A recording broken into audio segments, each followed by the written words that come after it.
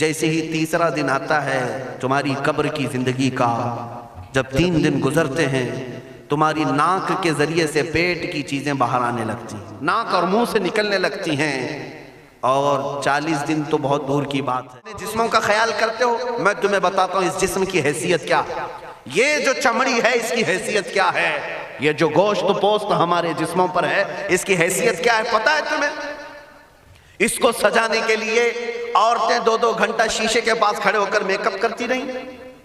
اب عورتوں کی طرف سے یہ میک اپ، لالی پاؤڈر اور کنگھیاں بالوں کو سجاتے رہے، اور تم اپنی باڈی کو بناتے رہے جیم میں جا جا کر کے۔ اب اس جسم کی حیثیت سنو، جس دن روح نکلی تمہارے جسم سے اور جب جنازہ لے جایا گیا، قبر میں تمہارے سب سے عزیز لوگ رکھ کر کے آتے ہیں، تختیاں قبر کی بند کر کے آتے ہیں، اتنی چھوٹی قبر کہ کروٹ لینے کی بھی جگہ نہیں ہوتی، ہاتھ پھیلانے کی بھی جگہ نہیں ہوتی۔ آج اپنے پلنگ پر سو کر کے دیکھو، کسی کا ہاتھ ٹچ ہو رہا ہے تو نیند نہیں آتی، لیکن قبر میں اتنی تاریک جگہ پر، چھوٹی سی جگہ پر، تنگ جگہ پر چھوڑ دیا جاتا ہے کہ مردہ کروٹ بھی نہیں لے پاتا، پھر پلس اس کو اوپر سے نیچے سے پیٹ سے باندھ کر کے رکھ دیا جاتا ہے۔ تمہیں پتہ ہے اب حکماں نے جو لکھا ہے وہ سنو بزرگوں نے، جیسے ہی تیسرا دن آتا ہے تمہاری قبر کی زندگی کا، جب 3 دن گزرتے ہیں تمہاری ناک کے ذریعے سے پیٹ کی چیزیں باہر آنے لگتی ہیں، منہ کے ذریعے سے آنتڑیاں یا جو بھی اندر کا لیکویڈ ہے سب باہر آتا ہے۔ 5ویں دن کان کے اندر سے بھیجا نکلنے لگ جاتا ہے۔ یہ جو بھیجا سر کے اندر ہے وہ ختم ہو کر کے سڑ کر کے پیپ کی شکل میں کانوں سے باہر آنے لگ جاتا ہے۔ ناک اور منہ سے پیٹ کی چیزیں، کلیجہ خون بن جاتا ہے، دیگر چیزیں سب کان اور ناک اور منہ سے نکلنے لگتی ہیں، اور 40 دن تو بہت دور کی بات ہے، 8ویں دن اس کا پیٹ پھٹ جاتا ہے، پیٹ پھولتے پھولتے پھٹ جاتا ہے، اور جیسی پیٹ پھٹتا ہے قبر میں کیڑے پیدا کیے جاتے ہیں۔ تم 1000 کوشش کر لو لیکن وہ کیڑے اسی کے لیے پیدا ہی کیے جاتے ہیں، ان کی غذا ہے۔ وہ ناک سے نکلا ہوا گودا، منہ سے نکلا ہوا گودا کھانے کے لیے کیڑے جمع ہو جاتے ہیں، پورے جسم پر طاری ہو جاتے ہیں۔ پیٹ جب پھٹ جاتا ہے تو اتنی شدید تعفن والی بو آتی ہے کہ قبریں بند ہوتی ہیں، ورنہ کئی لوگ صرف بو سے بیمار ہو جاتے ہیں، کئی لوگ۔ اور یہی ہمارے جسم کی حیثیت ہے، یہی ہمارے جسم کی حقیقت ہے۔ اور چند دن گزر جاتے ہیں کہ اس کی آنکھوں کی پتلیاں لٹک کر کے باہر نکلتی ہیں، اس کی آنکھوں کی پتلیاں باہر آ جاتی ہیں اور گڑے پڑ جاتے ہیں۔ اب جو جسم کے اوپر موجود گوشت ہے اس کو چونٹیاں، مکوڑے اور کیڑے کھانے لگ جاتے ہیں، کھاتے کھاتے 2-3 مہینے کے اندر اس کو صرف اور صرف ڈھانچے کی شکل چھوڑ دی جاتی ہے، ہڈیاں باقی رکھی جاتی ہیں۔ جن بالوں میں تم کنگھیاں کرتے ہیں ان بالوں کی جڑوں میں پیپ پیدا کیا جاتا ہے، ہر بال کی جڑ پیپ بہاتی ہے۔ اور جن چہروں پر تم پاؤڈر لالی لگا کر کے اس کو سجایا کرتے آئینے میں کھڑے ہو کر، ان چہروں پر اللہ تبارک و تعالیٰ ایسی جھریاں پیدا کرتا ہے۔ یہ تو عام لوگوں کی بات، اور اگر گنہگار ہیں تو ان کے چہروں پر بچھو چھوڑ دیے جاتے ہیں، بچھو چھوڑ دیے جاتے ہیں۔ کئی لوگوں کی قبروں پر سانپ ان کی ناک کو ڈستے رہتے ہیں اور ان کا گودا پیتے رہتے ہیں۔ سانپوں کا عذاب، بچھوؤں کا عذاب، یا قبر کے عذاب کے ساتھ یہ جسم گلا دیا جاتا ہے، ہڈیوں کے سوا کچھ نہیں باقی رہتا۔ تم کیا سمجھتے ہو مرنے کے بعد احساس نہیں ہوگا؟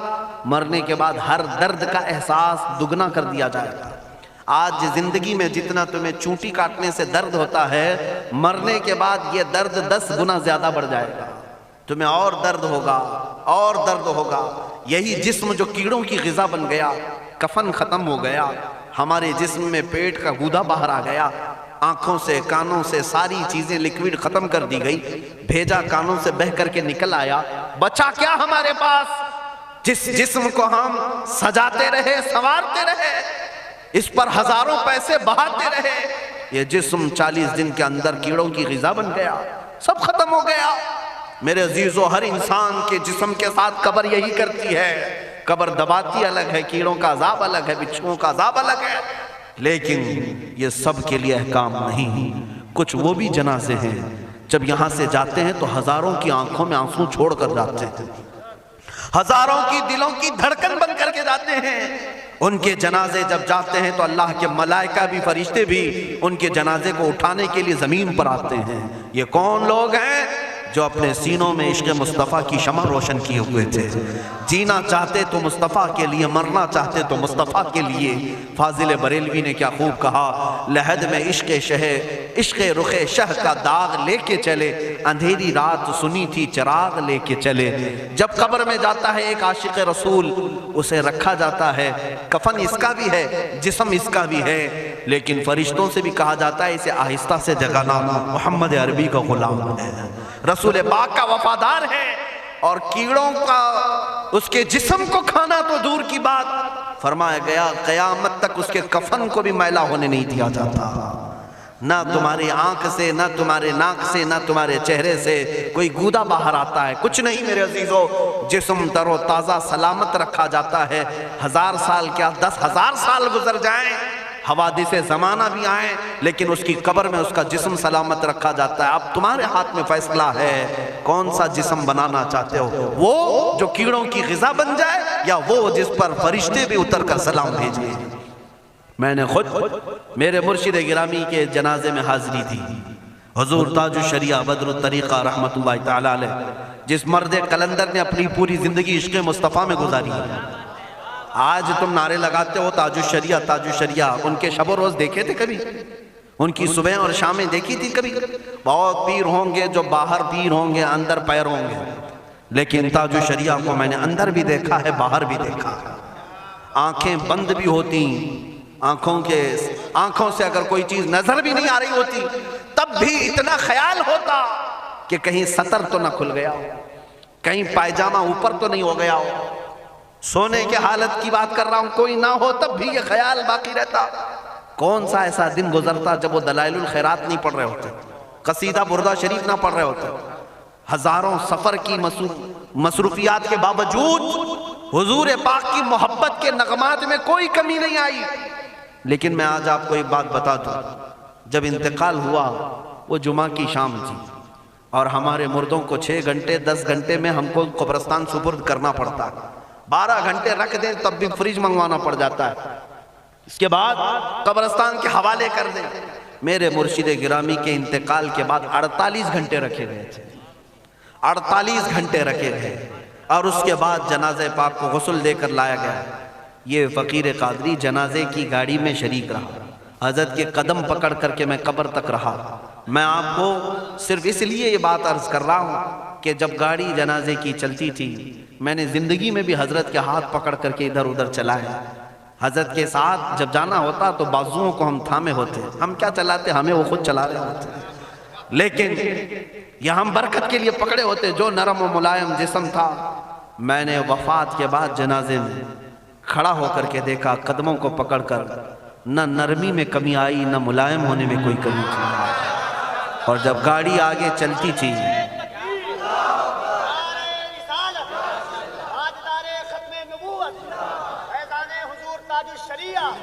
جب آپ گاڑی جنازہ جس پر رکھا ہوا تھا چلتی تھی، تو میرے عزیزو زندگی میں جس طرح جسم نرم ملائم تھا، میں نے دیکھا کہ گاڑی جب اس کے دھڑکے ہوتے تھے ادھر ادھر، تو پیٹ مبارک اور سینے مبارک ویسے ہی ہلتا تھا جیسے کسی زندے کا ہلتا.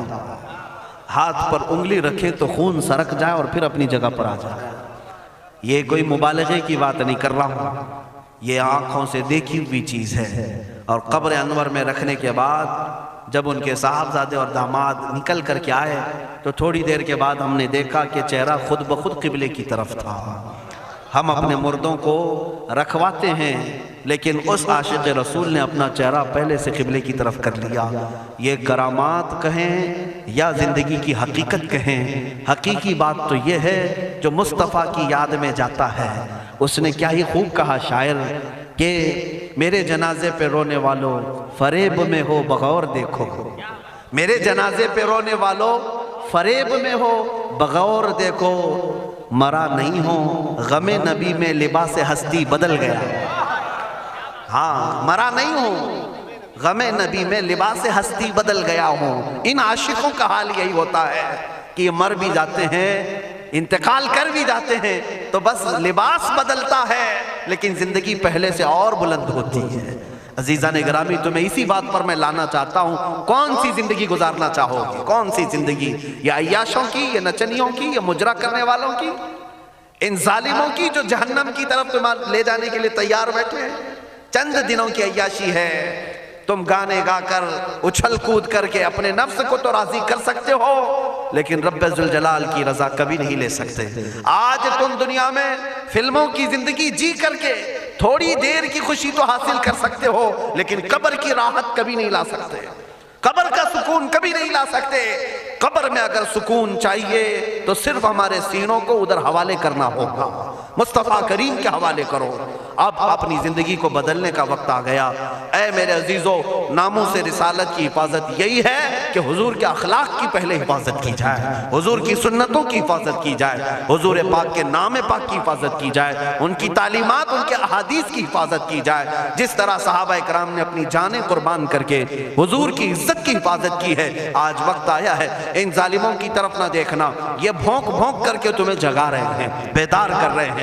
میں جواب دیتا رہوں گا انشاءاللہ، لیکن ساتھ میں ان حادثات کو اپنے لیے ایک الگ انداز سے دیکھتا ہوں۔ اگر کوئی کتا کوفے میں بیٹھ کر بھونکتا ہے اور میرے نبی پاک کی عظمت پر حملے کرتا ہے تو درد تو ہوتا ہے، لیکن ساتھ میں عقیدہ بھی تو ہمارا یہ ہے، رہے گا یوں ہی ان کا چرچا رہے گا، رہے گا یوں ہی ان کا چرچا رہے گا، پڑے خاک ہو جائیں جل جانے والے۔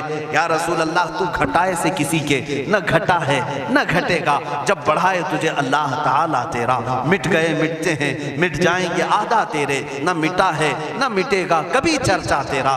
یہ کتے کتاب لکھ کر کے کہتے ہیں محمد عربی کا چرتر، ان کے اخلاق، ان کے کردار برے تھے، اور ایسی کوئی چیز نہیں ہے اسلام میں جس سے امپریس ہو کر اسلام قبول کیا جانا چاہیے۔ محمد صلی اللہ علیہ وسلم کے نام کو اسلام سے ہٹا دینا چاہیے۔